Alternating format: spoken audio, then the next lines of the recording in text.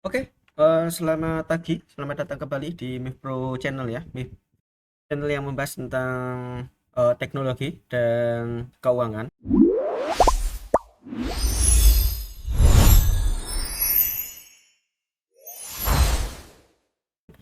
Oke, kali ini kita masuk ke sesi masuk di sesi teknologi ya, terkait dengan pembahasan project management atau project manager ya, menjadi project manager. Oke, di sini kita akan masuk ke fase SIT ya, yaitu sistem integrasi tes ya. Di bagian fase 4 ini adalah testing ya, testing yang sudah terbuild, sudah di development secara semuanya, semuanya sudah oke, sudah terdevelopment. Nah, di fase ini tim yaitu bisnis analis atau sistem analis atau bisa disebut dengan fungsional itu melakukan proses testing ya keseluruhan, mulai dari flow sistem yang sudah dibuat dan juga untuk proses negatif dan positif testing. Apa sih yang dimaksud dengan negatif dan positif testing? Ya, kalau positif testing itu merupakan alur ya, atau mencoba secara benar, contoh, seandainya ada pendaftaran form, yaitu mengisi nama, email, nomor telepon, gitu kan, pasti ada. Lalu ada gender, laki-laki atau perempuan, dan lain sebagainya. Itu diisi secara benar. Nah, itu apakah sudah berhasil atau belum. Jadi untuk urutannya yaitu coba untuk dilakukan proses testing yang positif dulu, yang secara benar dulu di testing gitu ya. Kalau seandainya dicoba dilakukan testing di sisi positif itu sudah oke, sudah benar, tidak ada bug, maka akan dicoba ke negatif testing. Nah, nanti di negatif testing ini itu perlu apa ya istilahnya ya? Perlu dicoba secara salah gitu ya. Mengisikan data yang salah. Contoh nama diisikan dengan adanya angka gitu ya. Email diisikan tanpa adanya @com. Itu nanti jadinya seperti apa? Lalu di testing juga dengan memasukkan kode di namanya, email, nomor telepon diisi dengan angka +62 atau tanpa 62 atau tanpa angka, diisi nol-nolnya banyak gitu ya. Nah, apakah itu nanti menjadi sebuah bug atau tidak gitu ya? Kita se karena kita sebenarnya dari sisi fungsional atau dari sisi BE itu biasanya memang melakukan testing sesuai dengan pengalaman ya, karena pengalaman seorang development dan seorang fungsional itu jauh lebih tinggi daripada user.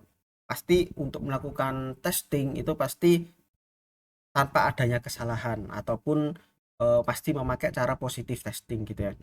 Kalau seandainya kita itu mencoba ya, kita coba untuk uji coba langsung ke sisi user, itu biasanya pasti ada hal-hal inputan atau pergerakan flow itu yang tidak sesuai dengan sistem, tak terbaca oleh kita gitu ya, sehingga mengakibatkan adanya kesalahan data, adanya kesalahan mungkin secara approval-nya salah, bisa datanya juga salah gitu ya.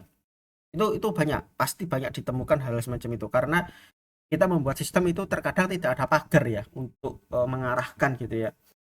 Biasanya kan kalau seandainya ada pagar untuk mengarahkan itu, kalau seandainya user itu melakukan tak sesuai flow itu pasti akan dicegat gitu. Mohon untuk dilakukan pengisian data input ini nama mandatori, oh ini tidak mandatori gitu.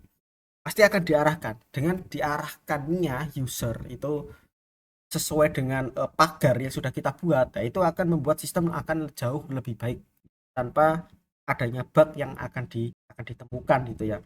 Oke, di sini juga yang nomor tiga ini terkait dengan testing API atau performa ya. Jadi kalau teman-teman di sini ada API, ada front end dan juga ada back end, itu pasti ada yang namanya API. testing API. Nah, kalau seandainya di development atau di proses sistem integrasi tes, itu biasanya datanya hanya 10, hanya 20, hanya 30, mentok paling 100 gitu ya. Mentok paling cuma 100, nggak mungkin lebih banyak dari itu karena hanya proses testing. Karena ini adalah kita adalah tes performa, jadi alangkah baiknya itu disesuaikan dengan keadaan yang seharusnya ya. Ini gimana? Contoh nih, kalau seandainya ada aplikasi pos yang sudah kita buat, ada aplikasi yang menurut kita atau sesuai data dari user, itu datanya banyak, katakanlah ratusan ribu, kan jutaan kalau seandainya itu adalah transaksi. Nah, alangkah baiknya itu untuk sistem integrasi tes itu dicoba juga memakai data dummy hingga 1 juta atau 2 juta. Kalau memang ada seratusan ribu, datanya mereka ratusan ribu, coba dengan ratusan ribu itu data. Pakai aja data dummy, kita for loop gitu sampai 200 ribu, masukkan semuanya ke database. Lalu kita coba testing API-nya. Apakah dia lemot? Apakah dia nanti membutuhkan waktu yang jauh lebih besar? Karena kalau kita pakai API itu biasanya paling tidak untuk get data itu 5 detik aja itu sudah lama. 5 detik itu sudah lama. Kalau bisa itu di bawah 1 detik, di bawah 2 detik untuk mendapatkan get data. Apalagi nanti kalau memang ada jutaan data, ratusan ribu data, adanya filter juga.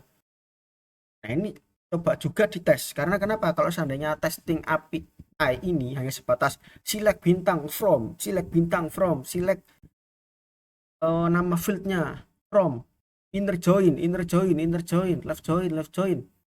Itu nanti kalau datanya sudah banyak ratusan ribu data, 1 juta data, itu pasti akan lama. Dia pasti akan lama. Jadi mohon itu juga akan dilakukan proses testing juga ya.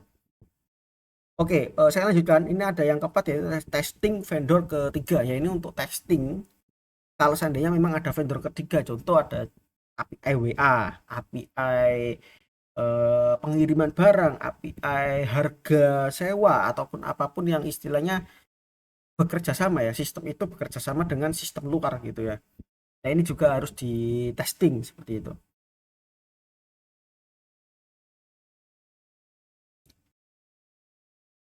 Dan juga untuk testing ini bukan hanya testing hanya sebatas form memasukkan data dan sebagainya ya. Juga coba untuk testing secara UI juga ya. Nah, kalau seandainya ada mobile, ada PWA, ada web gitu kan. Nah, ini minta tolong untuk di testing juga untuk UI-nya. Bagaimana nanti kalau dalam keadaan web integration, eh, resolusi di web, resolusi di aplikasi, aplikasi di handphone, di smartphone, resolusinya seperti apa, atau nanti kalau pakai resolusi tab seperti apa. Ini aplikasinya hancur apa enggak? Ya, teman-teman. Oke, ini terkait dengan dokumen testing. Ini adalah contoh gambaran dokumen ya di sebelah kiri. Ini contohnya ada login, ini ada pas, ada file. Nah, kalau file ini nanti kalau seandainya memang tidak sesuai terkait dengan login ataupun apa, bisa di file gitu ya. Ini pas gitu ya. Ini termasuk dengan dokumen. Dan ini juga pastikan dokumen SIT ini sudah diisikan oleh tim fungsional dan tim TW ya. Istilahnya nanti tim technical writer itu membuat ya dokumen ini seperti ini yang jelas paling kiri sesuai dengan permintaan dari tim fungsional. Seperti apa sih nanti testingnya, seperti apa sih. Nah, ini nanti bekerja sama berkoordinasi untuk mungkin secara teknik writer nggak tahu ya terkait aplikasinya, nanti ya bisa di screenshotkan ya, yaitu koordinasinya seperti apa, lalu pengecekan dari seluruh flow yang sudah saya jelaskan, lalu periksa testing negatif sudah saya jelaskan, lalu terkait dengan periksa flow ya, approval pada sistem. Lah, ini juga terkadang lolos nih terkait dengan approval. Nanti dari kabak 1 ke kabak 2 gitu ya, nanti dari manajer ke senior manager ini seperti apa approvalnya. Ini dicoba semua ya, semua lini dicoba. Contoh ada 3 approval itu ya, A B C gitu, itu dicoba semua flow A dicoba semua, flow B dicoba semua, flow C dicoba semua, semua harus dicoba. Lalu yang kelima adalah pengecekan report dan laporan. Nah, ini juga yang penting, ini adalah juga pengecekan ya, report atau laporan ini seperti apa, apakah ini sudah sesuai atau sudah benar. Untuk nominal apabila ini soal keuangan, nah ini untuk tim fungsional ini dimohon untuk ya secara keuangan atau secara nominal itu sudah pasti gitu ya, sudah oke gitu. Istilahnya kalau memang kalau bisa, yang pertama untuk pengecekan report itu adalah laporan yang ada di aplikasi, kalau ada itu harus sesuai dengan laporan yang ada di PDF yang di build. Dan juga nanti terkait dengan item-item yang tampil di report itu coba didiskusikan juga di user, apakah ini sudah sesuai atau belum. Oke, kini masuk ke faktor konfirmasi. Nanti apabila nanti secara SIT ini terkonfirmasi ya, maka yang pertama adalah catat bug tersebut dari tim fungsional ya, dari dokumen tadi yang SIT tadi di yang file itu dicatat aja, lalu dimasukkan ke dalam task management ya. Lalu estimasi pengerjaan penyelesaiannya itu bisa dikoordinasikan dengan tim development. Harusnya kalau ini biasanya cuma 1 hari, kalau paling cepat bisa 2 jam 3 jam, atau paling lama bisa 1 hari untuk pengerjaan bug kalau memang sudah tahap SIT, biasanya seperti itu. Tapi tergantung, nanti harus dikoordinasikan dengan tim development, ini estimasinya harus cepat ini kan. Jadi kalau sudah ya, kalau sudah kita masuk ke UAT ya, user acceptance test ya, seperti itu ya untuk faktor konfirmasi. Setelah dimasukkan semua task manajemen, nanti harus diselesaikan dulu gitu ya, semuanya diselesaikan. Kalau memang sudah selesai, nanti akan dicoba lagi oleh tim fungsional sampai dokumen itu benar-benar pas semua atau finish gitu ya, biar semua tidak ada bug lagi gitu ya. Oke, selanjutnya kita akan masuk ke fase 5, yaitu user acceptance testing. Yaitu di fase ini terkait dengan proses bersama dengan user ya. Di sini yang dibutuhkan yaitu sistem analis dan juga bisnis analis gitu ya. Mungkin kalau di fase 4 sebelumnya itu mungkin PIC-nya masih ada development ya. Kalau di sini nanti PIC-nya hanya sistem analis dan bisnis analis gitu ya. Kalau memang untuk developer bisa opsional. Oke, untuk result dokumennya itu yaitu terkait dengan dokumen UAT dan dokumen minutes of meeting, yaitu terkait dengan dokumen MOM. Oke, di user absent di sini, di fase 5 ini nanti dari project manager melakukan koordinasi ya dengan user, itu nanti kita sudah mencapai tahap user acceptance test, Pak, Bapak, Ibu, maka kita akan melakukan undangan untuk dilakukan meeting secara online ataupun secara offline. Namun ini untuk meetingnya bisa kita jadwalkan kapan gitu ya. Istilahnya nanti dari project manager bilang sih ke user, ini kira-kira kita bisa jadwalkan kapan nih Bapak Ibu, seperti itu ya. Kita harus tanya. Nanti di meeting tersebut seluruh flow yang sudah dibuat gitu ya dari tim fungsional dari dokumen tersebut, dan itu nanti dipraktekkan gitu ya. Nah, ini untuk pekerjaannya ya, buat jadwal user untuk melakukan pembahasan UIT. Meeting bisa sesuai dengan permintaan atau kesepakatan, bisa di Teams, Google Meet, atau Zoom ya. Pastikan setiap ada perubahan permintaan apapun yang itu dituangkan dalam bentuk dokumen MOM yang wajib ditandatangani. Nah, untuk yang dibuat jadwal ini sudah saya sampaikan.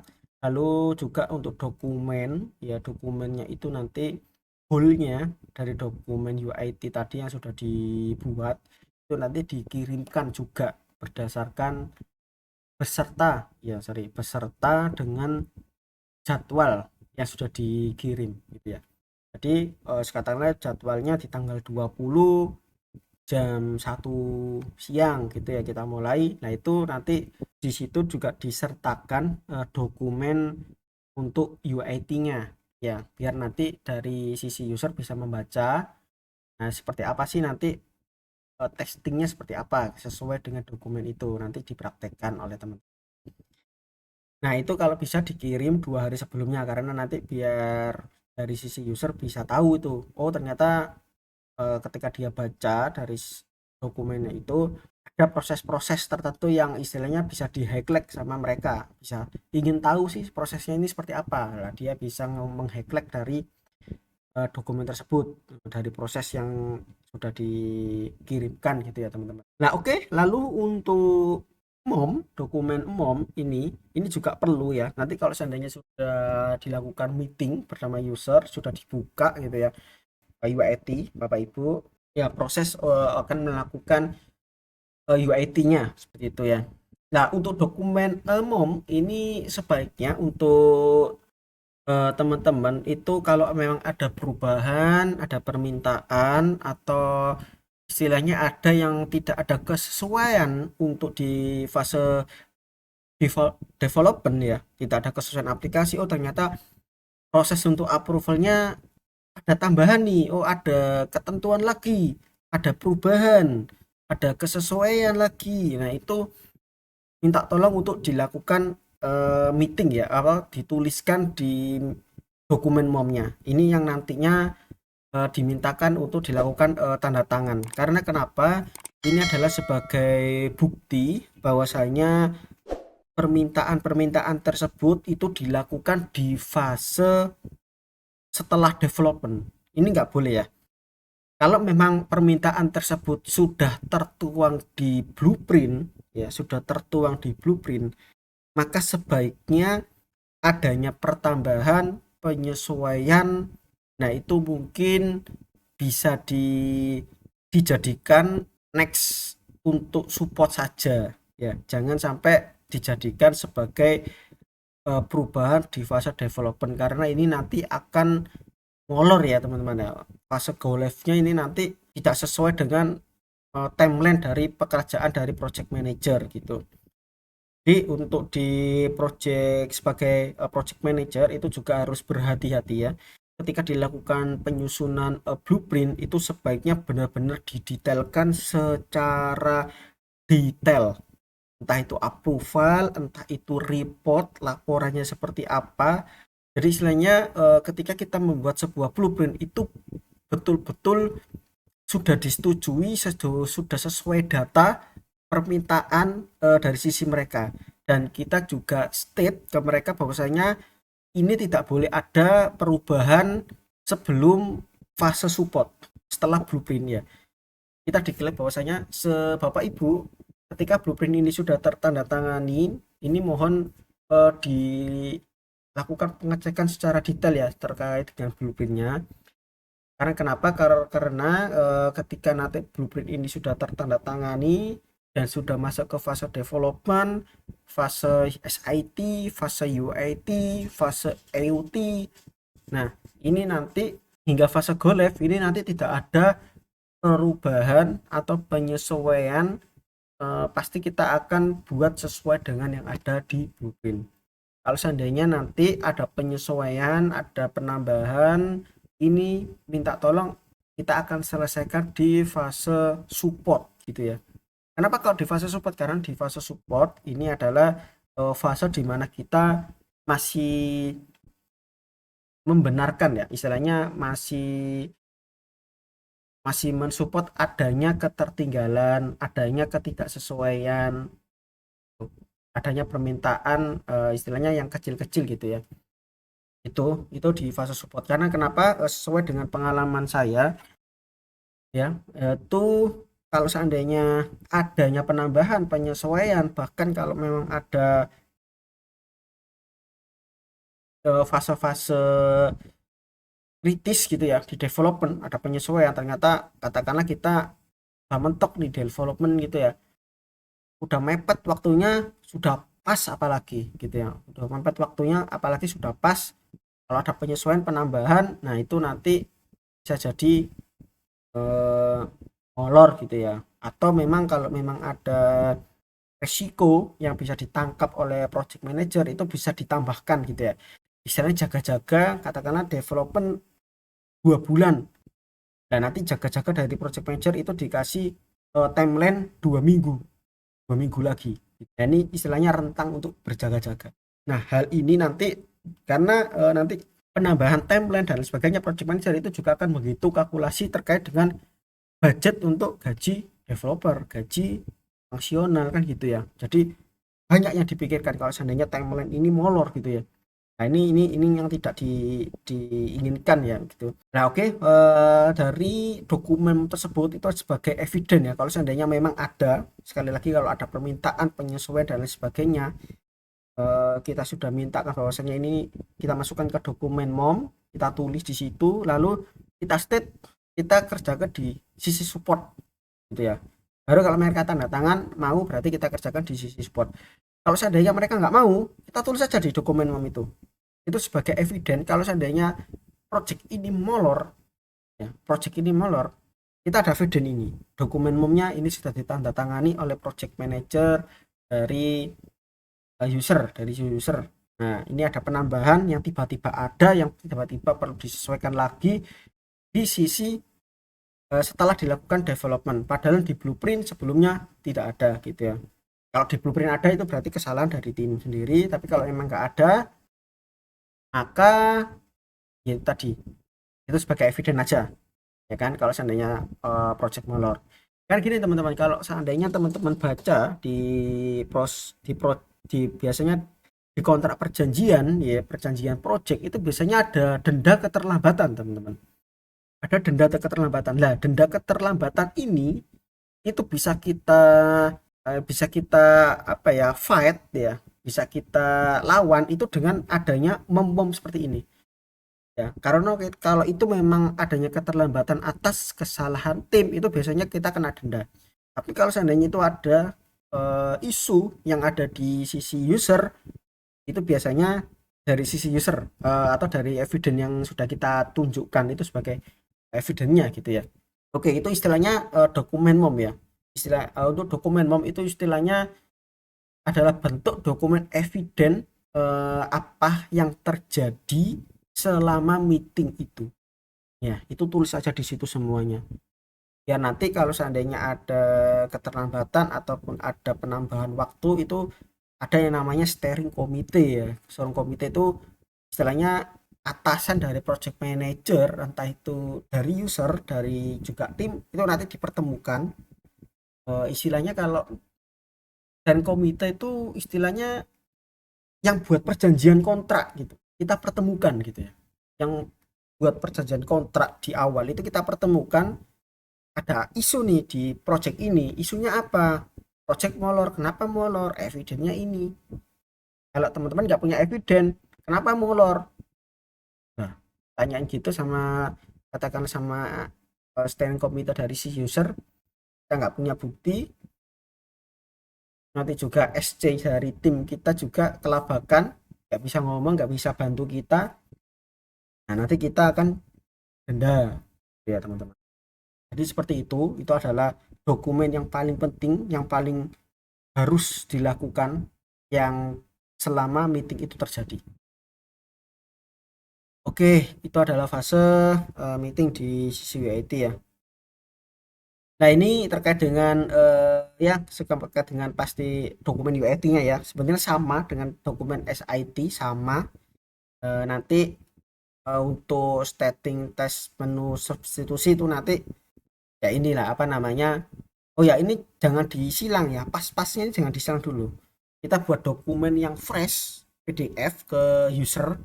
Nanti kalau seandainya login, kita coba Pak sama meeting di saat itu kan dicoba kan bersama-sama, diperlihatkan aplikasinya, kita coba login, berhasil nggak berhasil, kita kasih pas gitu ya, kita kasih pas di PDF-nya. Nah, ini terkait dengan poin nomor 2 yaitu dokumen UIT harus dilakukan tanda tangan ya setelah proses meeting selesai. Bisa dipecah dokumen UIT setiap flow proses agar proses yang telah ditandatangan tidak dijadikan isu kembali. Jadi kalau seandainya pas UIT itu ada katakanlah ada 10 proses ya, nanti ternyata di 10 proses ini ada 2 yang gagal di waktu melakukan proses UIT. Dan nanti setelah meeting UIT ini selesai ya, kita akan bilang ke usernya bahwasanya itu kita akan kerjakan estimasi 3 hari untuk 2 proses yang gagal tadi. Jadi kita akan melakukan agenda kembali UAT untuk menyelesaikan dua proses tadi, Bapak Ibu, seperti itu. Oke. Nanti akan dibuatkan undangan juga gitu ya. Oh ya, tips juga terkait dengan meeting UAT ini, pastikan yang kita undang itu adalah project manajernya mereka ya, sesuai dengan yang di fase 1, yaitu terkait dengan diagram project ya, struktur diagram projectnya, kayak project manajernya siapa, nanti fungsional dari usernya siapa ya, bagan itunya, itu nanti semua diundang gitu. Dan kita juga harus koordinasi ya, sebagai project manager itu harus berkoordinasi dengan tim mereka, tim user itu siapa saja nih yang kita undang pas UAT, siapa saja yang bisa kita undang pas UAT, dan mana saja yang harus datang. Kalau seandainya ada satu user ini yang nggak datang ya kan, ini coba didiskusikan kembali, dikoordinasi kembali. Kalau seandainya katakan gini, Pak, kira-kira siapa nih yang bisa kita undang untuk UIT ini, yang harus datang Pak gitu. Karena kalau seandainya nggak datang, ini nanti bisa membuat UIT tambahan, UIT susulan seperti itu. Nah, kita nggak mau seperti itu Pak, gitu ya. Karena sepengalaman saya itu terkadang ada pas UIT, katakan ada 4 orang nih yang datang UIT, mereka berbicara oke, ini sudah sesuai, oke ini sudah sesuai gitu ya. Nah ternyata pas UIT ada satu proses yang error. Oke lah, kita akan buat UIT perbaikan di esoknya. Ternyata pas UIT besoknya ternyata ada satu orang yang nyempil nih, yang seharusnya datang tapi dia nggak datang. Nah ketika dia datang, usernya minta tolong untuk dilakukan UAT kembali dari awal. Oh, dari awal kan kita kan sudah selesaikan di UIT kemarin kan, karena ada satu orang ini yang nyempil, yang seharusnya dia datang tapi nggak datang, akhirnya dia minta untuk UIT dari awal karena dia nggak tahu. Nah ketika dari awal dia nggak tahu, akhirnya kita mulai UIT dari awal kembali, ternyata ada insight atau masukan dari satu orang ini, kalau tolongin tambahkan view-nya ini, tolong memang kecil-kecil sih, nggak ini nggak banyak, tolong tambahkan view A, view B untuk di halaman ini, tolong ini jangan dijadikan ready button, jadikan checkbox aja dan lain sebagainya. Silakan ada komentar-komentar insight kecil gitulah. Akhirnya mau kita mau UAT akan terjadi 3 kali. Yang pertama, yang kedua itu harusnya perbaikan, ternyata ada satu orang itu, akhirnya kita ada UAT perbaikan lagi, depannya ada 3. Secara timeline ini nggak bagus. Maka dari itu untuk project manager juga harus di state dari awal bahwasanya, Pak, mohon untuk siapa saja yang wajib hadir Pak terkait dengan UIT ini. Nanti seandainya dari teman-teman ini atau bapak-bapak ini atau ibu-ibu ini yang ternyata yang harus hadir ternyata nggak bisa hadir, kita akan cari agenda lain Pak, kita akan cari waktu lainnya. Karena kenapa? Yaitu tadi, ketika orang-orang yang sangat penting itu harus hadir dan tidak hadir, nah itu biasanya akan membuat insight yang apa ya, yang terlambat gitu ya. Insight yang terlambat itu akan menjadi timeline kita juga akan blur gitu ya. Ya hal-hal yang ini yang mungkin secara pengalaman project manager ini biasanya kalau project manager kan punya banyak pengalaman ya. Ini insight dari saya gitu ya. Oke, saya lanjutkan. Ini di sini ada tim fungsional yang melakukan proses testing di hadapan pada user. User dapat diperlukan untuk melakukan testing secara mandiri atau tidak disarankan dari tim project untuk memberikan saran begitu ya. Oke, ini gini. Jadi kalau tim fungsional itu kan biasanya melakukan testing langsung di hadapan meeting ya. Oh ini Pak, ini saya coba ya Pak ya, logiknya pakai ini, usernya pakai ini gitu. Oke, kalau seandainya sudah sesuai dokumen, sudah berhasil semua, oke. Jangan sampai ke kita itu memberikan saran, Pak, gimana sebelum ditandatangani dokumen ini sebaiknya Bapak coba dulu, jangan-jangan gitu. Tidak disarankan kayak gitu. Karena kenapa user itu menurut saya biasanya itu memang tidak mau mencoba. Kalau memang tidak ditunjuk langsung oleh atasannya, coba ini, nggak akan dicoba. Bahkan itu bisa makan 1 hari, 2 hari, 3 hari, 4 hari, bahkan sampai berminggu-minggu nggak akan pernah.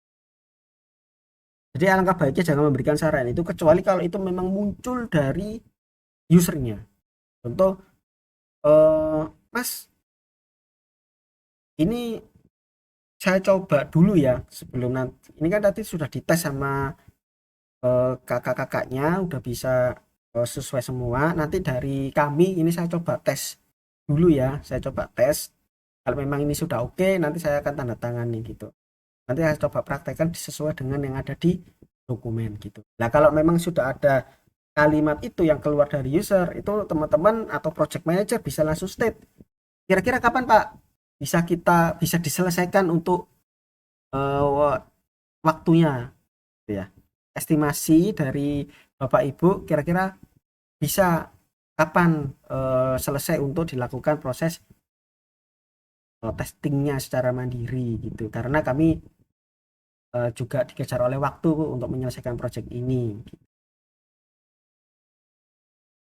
2 hari cukup ya Bu ya, 3 nanti kami bisa mendapatkan dokumen UID-nya gitu ya.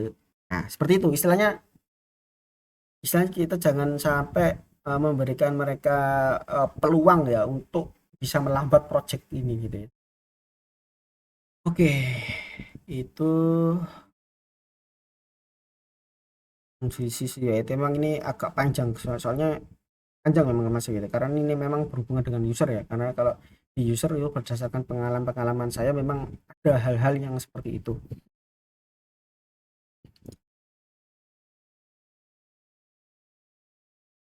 Oke, kalau masalah biasanya juga ini untuk masalah report, laporan itu biasanya juga akan diminta ditunjukkan biasanya kalau dari sisi user ya.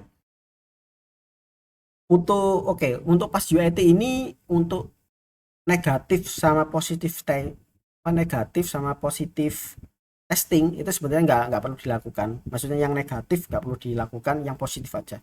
SIT itu hanya dilakukan untuk positif negatif testing, itu untuk hanya sekedar bug ya.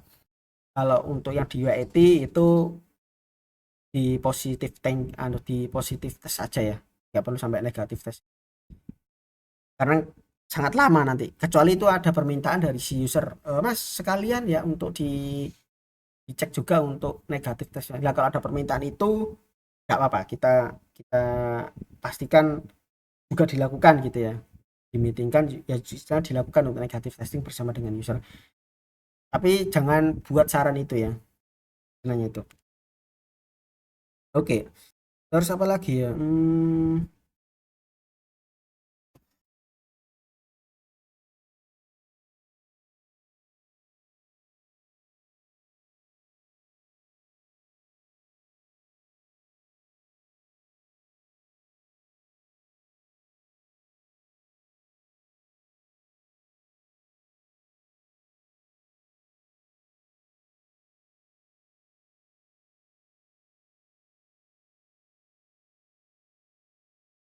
oke hanya itu sih.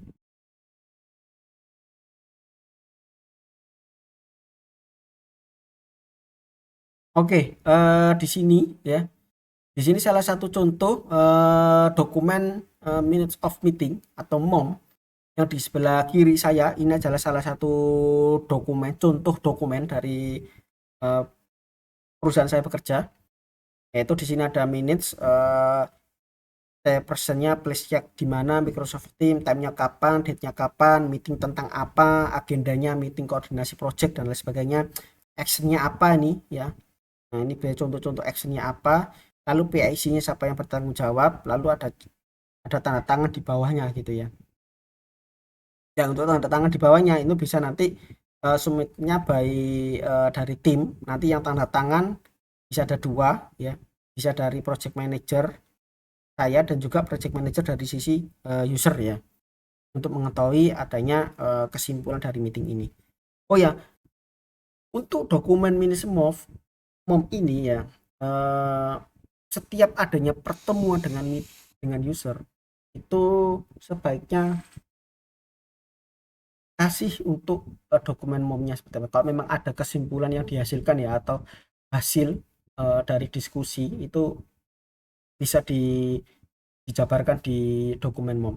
Jadi setiap adanya meeting dengan user, sediakan mom. Jangan sampai tidak ada. Setiap meeting dengan user, adakan adanya dokumen mom. Oke, mungkin sampai di sini ya penjelasan saya untuk fase SIT dan fase UAT. Ini mungkin sudah cukup panjang adanya, saya sudah jelaskan SIT dan UAT.